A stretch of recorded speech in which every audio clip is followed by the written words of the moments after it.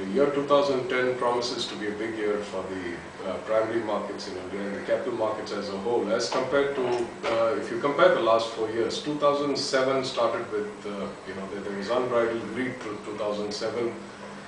In 2008, you had a element of fear that crept in by the end of the first month. 2009 began with a certain amount of despair, and during the second half of the year, you saw the market moving up. You saw the primary market revival.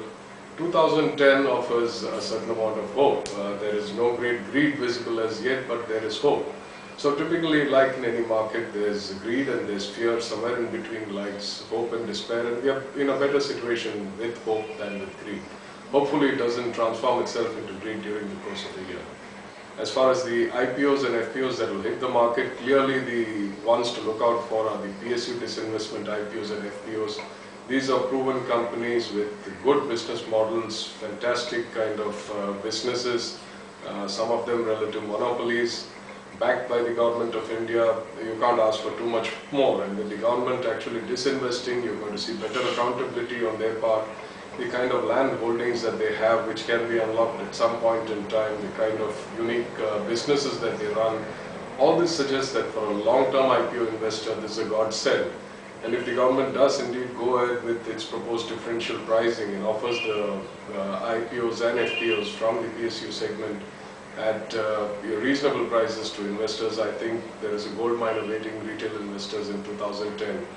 The attitude of shunning all issues is not a good one. 2010, don't mistake it, there will be good IPOs.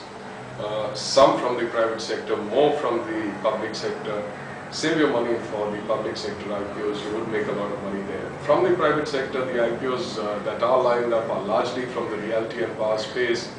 Now, as far as the realty space goes, I mean, we've been fairly skeptical about the way valuations have historically been done in this sector. Land banks, some of them agricultural land, yet to become non-agricultural, some of them partly paid for. We are not subscribers to the land bank theory.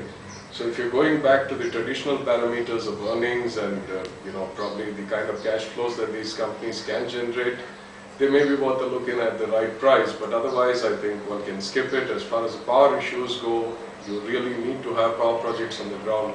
Simply selling a power point won't do, as some of the larger private sector companies have found out the hard way. All in all, 2010 promises to be a good year, unless the issuers and merchant bankers get the pricing horribly wrong and kill the market all over again. My gut feel is that as long as there's a strong pipeline of government issues, and my feeling is that having learned from the pricing mistakes to a certain extent of NHPC and Oil India, I think they would have got the equation right. There will be an auction for QIPs and other institutional investors, whereas the retail investors will be offered a discounted price. 2010 thus promises to be a good year for retail investors. My suggestion is await the PSU IPOs and FPOs to park your money.